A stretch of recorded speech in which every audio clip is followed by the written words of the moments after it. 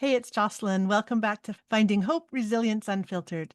If you've ever felt dismissed, mislabeled, or alone with FND, you're in the right place. Today, we're getting really practical, real, and hopeful. My guest today is Irene Roura Garcia, mental health nurse, hypnotherapist, wellbeing coach, and FND support specialist. She's served in the NHS mental health, neurology, and neuropsychiatry, and she's spent 4 years working with people navigating FND. She blends clinical experience with hypnotherapy, mindfulness, and polyvagal informed practices. She collaborates with FND charities, supports people worldwide, one-on-one and in programs, and is about to publish a book with lived experience voices and represents the Royal College of Nursing within the FND UK network. She has a new free resource available online called the FND Care Guide. Irene, I'm so glad that you're here today. Can you start us off by taking us to the first moment FND became real for you? What did you see and what shifted in you? That's a great question. First of all, I'm very happy to be here. Thank you so much. When was the first time that I encountered FND and what were my thoughts? Is that right, what you said, Jocelyn? Yeah. So the first time I came across FND was when I started working at a neuropsychiatric ward in Bristol, in England. I had been working in neurology and psychiatry, and then I asked to work at the neuropsychiatric ward. So I arrived there and I had never heard about FND.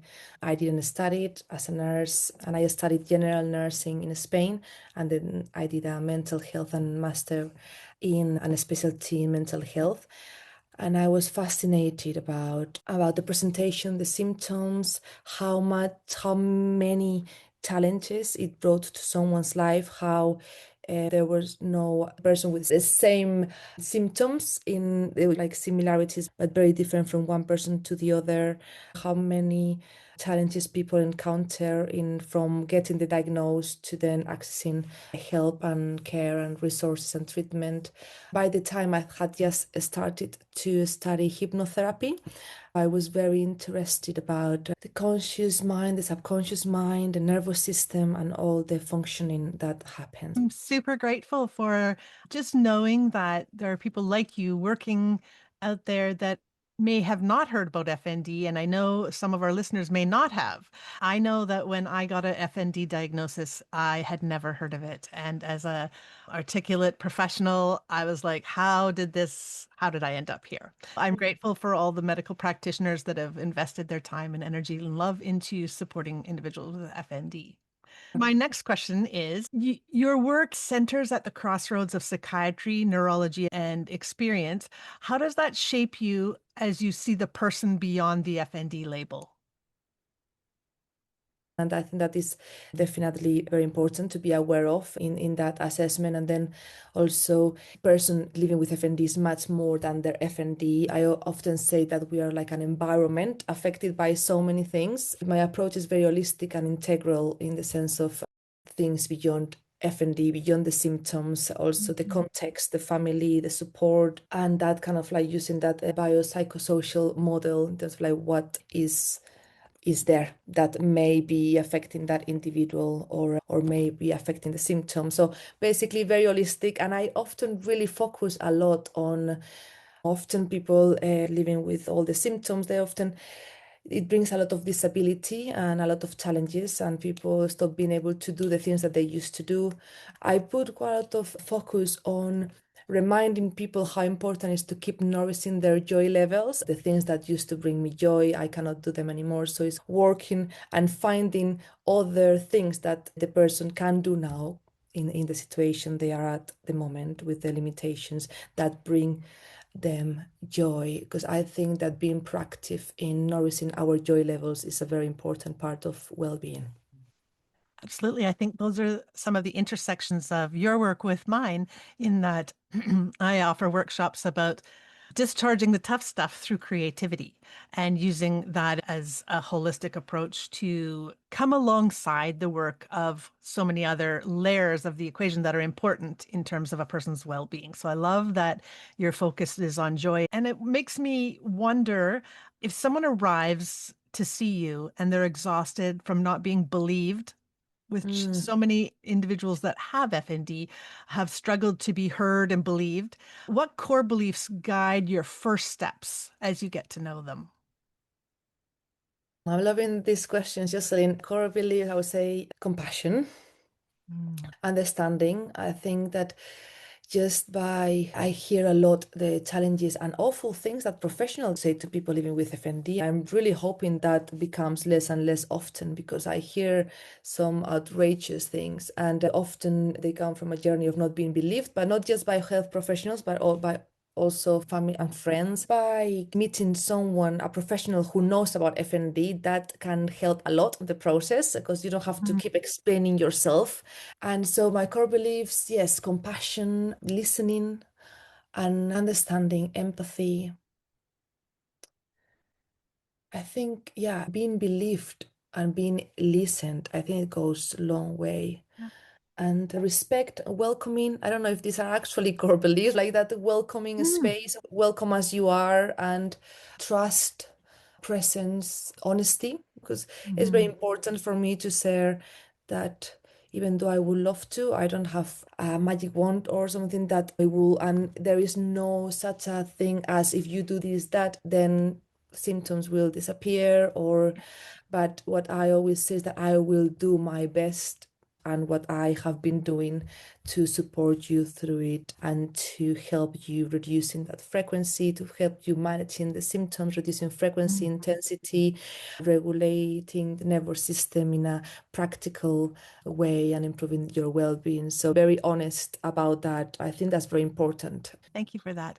I love that you value the compassion and the empathy piece, and you see that person as a whole person. I always like to say if we have a head above our neck, we all have brain health challenges, and some days we are on a continuum of health and well being. Some days the wheels Mm, are falling off the bus and everything is going sideways, and we might be struggling to navigate whatever life throws us, as we all have to experience challenges unexpectedly. Some days we're at the other end of the health continuum where we're living joyfully. Everyone who has a head above their neck, who has health, can be supported by ensuring that they understand that continuum and that it's normal to be sliding up and down that continuum every day as any individual could.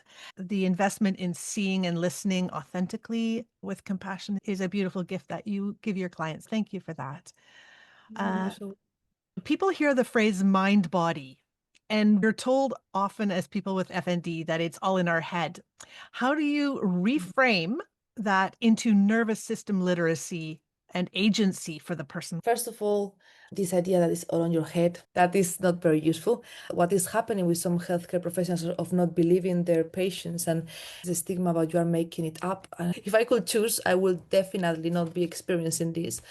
100%. I have been information about the autonomic nervous system in a very simple way to be understood. I have a course called FND Self-Care and the Nervous System, and I explain the autonomic nervous system and that sympathetic, parasympathetic, and how the polyvagal theory brings that third state of dissociation or freeze response that is affected by the impact that the vagus nerve has on the parasympathetic nervous system.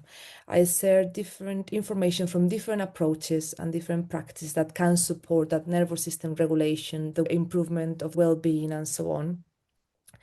I do share a bit about ideas from cognitive behavioral therapy.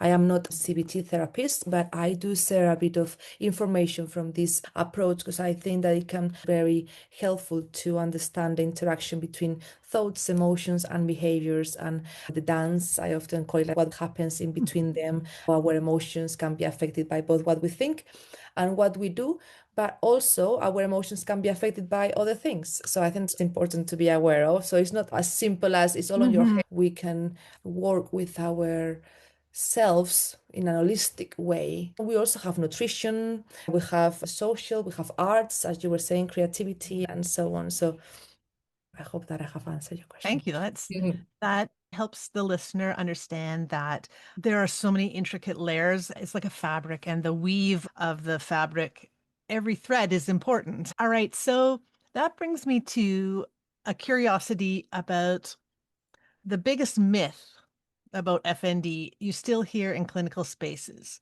What truth needs to replace those myths that are abounding in the FND community? First of all, I will say FND is absolutely real, and there is research being done. The person is not making it up. Is not due to unmet needs or behavioral, as I have heard even in the hospital to people when I work in neurology. There is hope. I think that's important. There is hope in the sense finding hope as your book, and it's important to often I hear that in certain support groups, often the narrative is focus more on what is not helping or what is not there, which I think is in terms of resources, which I think is very valid to make a space for that, because FND brings so many challenges to someone's life. It's important that we honor the frustration. It's important that we honor the challenge and the frustration and the lack of resources that exist, because that's a fact.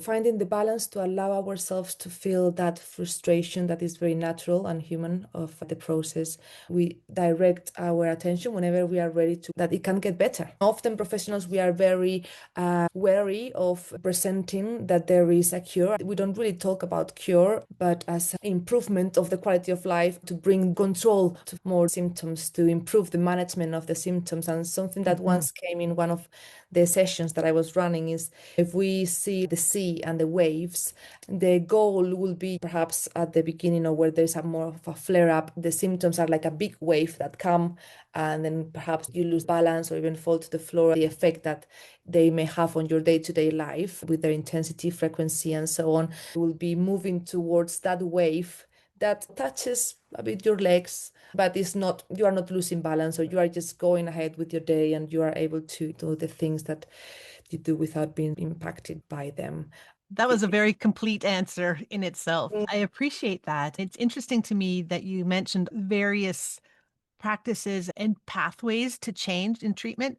The person that gave me my FND diagnosis said to me, Jocelyn, you have a severe condition and it's going to take hard work and time, but there's hope and you can be well.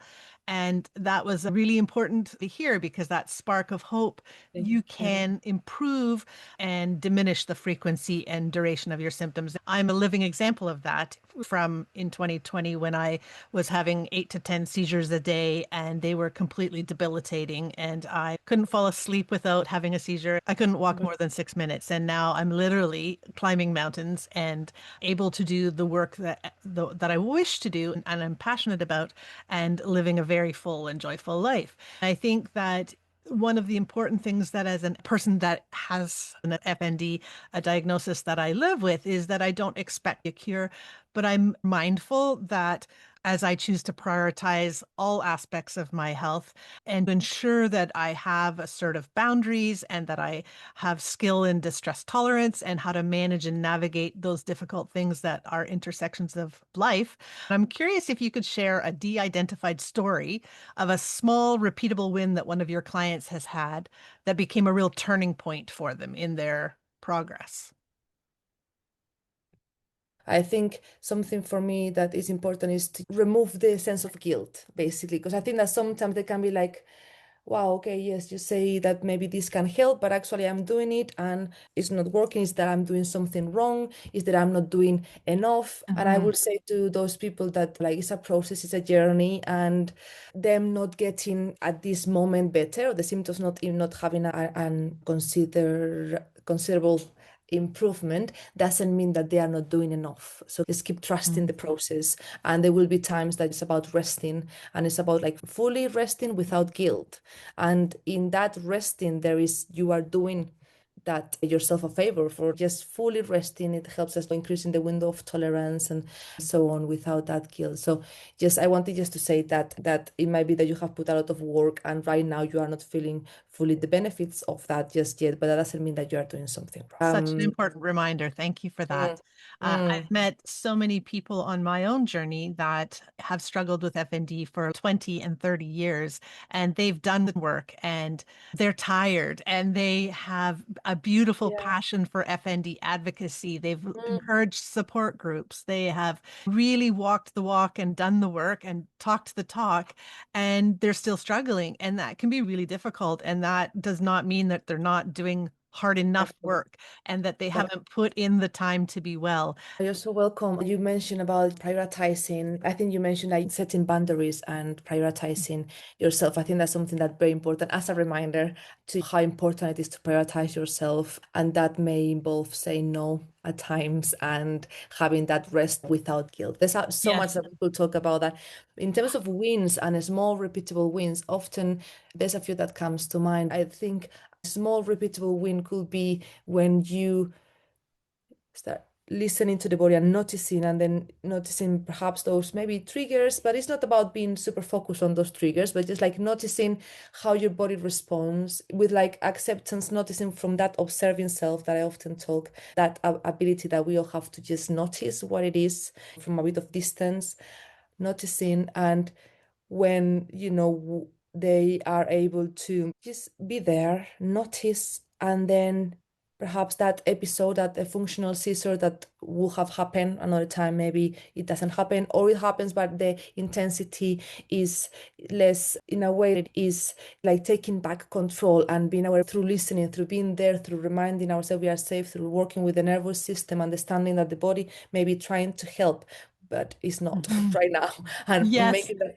Mm, You're very articulate in the way that you speak into your experience and your passion around supporting individuals with FND.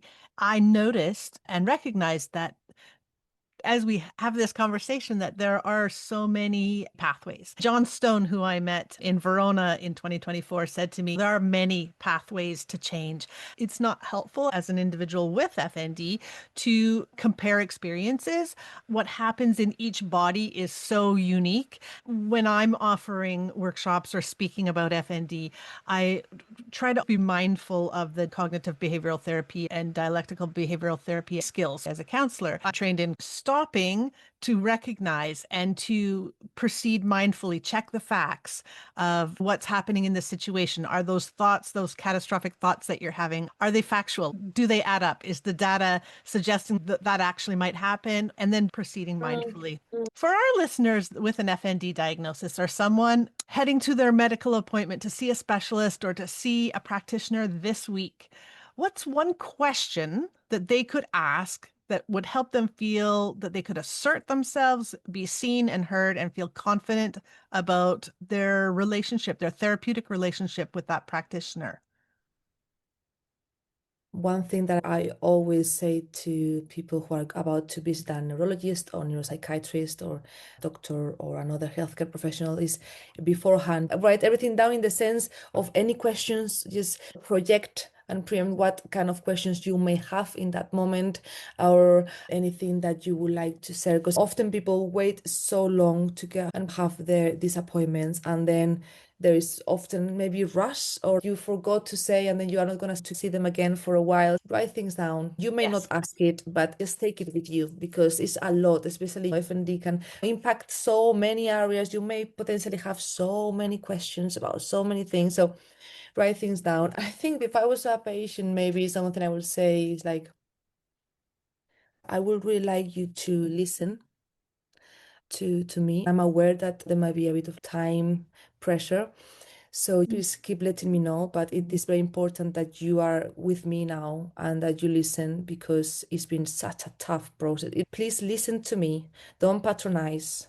If you don't know much what I'm talking about, please educate yourself and read. There's so much research. There's these links that I can share with you. And if you don't know what to say, then there's no need for you to say anything. I may find another professional, but please be kind and please see me as a whole with that integral approach, because I deserve it. Incredible gift that you've given to me and to our listeners because we deserve that gift. We deserve to show up for ourselves and say, this is what I need, and this is what I'm hoping for and expect from you as a practitioner. I loved that reminder because stress really exacerbates my conditions. So if I've waited a long time, or a listener has waited literally years sometimes to see a Mhm. specialist, it can be quite overwhelming. I love that clear reminder to slow down, write your thinking down, and ask for what you need and deserve. So thank you for Mm. that. I've come to a point in the podcast where I'm going to ask what I call the rapid fire questions. You can answer with a word, you can answer with a sentence. They're meant to be quick and reflective. Wow, okay, it's All right. fantastic. It's been such a great experience. So this is a very much in the moment, Yeah, improvised. it's a conversation. It's an Yeah, opportunity for us yeah. to connect about something that we can both geek out about and that we are Mm, both very passionate about. fantastic. Here's the rapid fire question. A nervous system cue you respect instantly. Um, sigh. A sigh. One grounding practice you yourself use. Gosh, this is great. Okay, one grounding practice that I do practice, I do apply to myself what I preach. But let's say one, a grounded technique. Okay, I would say noticing my surroundings and really using nature to ground myself. So let that be touch, smell, flowers, Mm, sound of birds, but my senses and nature. thank you. What's one phrase you wish clinicians would retire? What is the one phrase that? One phrase that you wish clinicians and medical practitioners would retire about FND, to put aside, put in the background, leave behind. So many. Gosh. Okay, I have heard so many things, but as once someone said, you just have to walk it off. You just have to relax. There's nothing I can do for you. We cannot see anything, so therefore, there's nothing we can do for you. That's Go on. more than one, but yes, Yeah, you're right. so There are many. many. So many. A phrase you wish patients and clients heard more often. I totally believe you.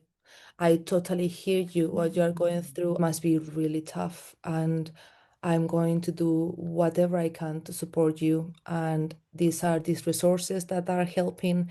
I hear you, and I believe you. What That you are saying. that make actually brings tears to my eyes. Thank you Mm. for that. I think that's what we do want to hear and wish that more practitioners shared that kind of sentiment. What's the most underrated daily habit for regulation? Loving these questions. Oh, the underrated. I would say drink water. I would say Water, it's so hydrating. underrated. Yeah, drink, wake, hydration, wake up, sit up in bed, drink water. When in doubt, breathe, move, or rest.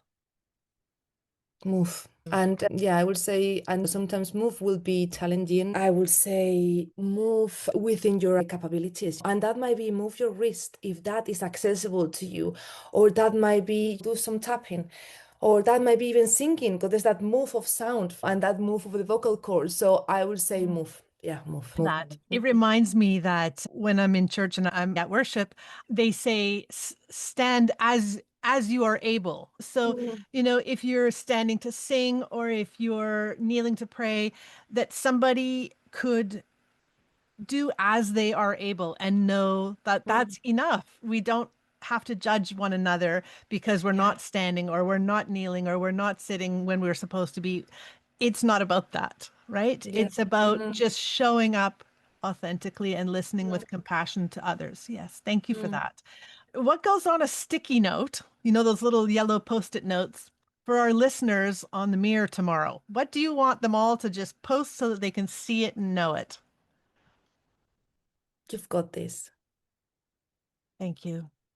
Irene, this was a generous, grounded, and actionable conversation. Thank you for this. And what is it that you want to share with the listeners in terms of your contact or the work you do? What is something that I haven't asked that you wanted to share?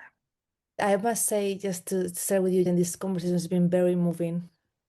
Anyway, so that's for later. I just became a bit emotional because I do, potentially you have noticed that I'm very motivated, and I think there's a lot of people living with FND that deserve much better than what as professionals we are doing. So I'm really like calling us all healthcare professionals to stand up and do what needs to be done so people receive the care that they need. So coming Thank back, you for that. Just some people get embarrassed about tears, but I don't. no, me neither.